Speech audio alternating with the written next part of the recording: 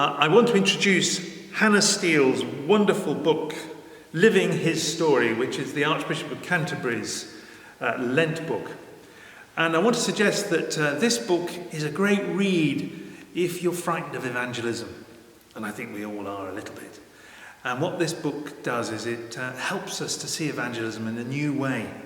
And it gives us a few key ideas, and I just want to run through those very quickly.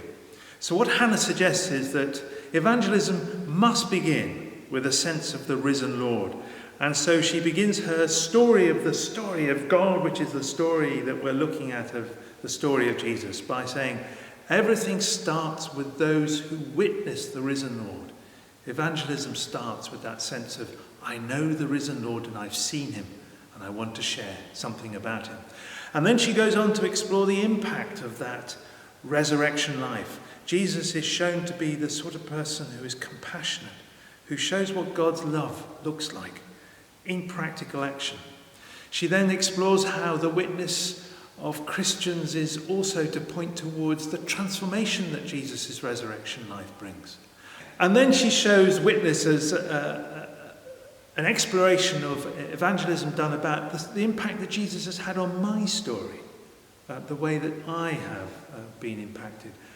And that's to do with the way that my conversation with Jesus has developed. And then she explores the witness to Jesus through people from around the world who have discovered what Jesus is about. And then finally she looks at the importance of Jesus in our context. And of course she says this is the biggest challenge. How do we relate to Jesus in the issues that we face today? And then lastly she says all these things are going to take time. So if you're struggling to come to terms with how to do evangelism, you're on a journey like everybody else. But why not share that journey with people?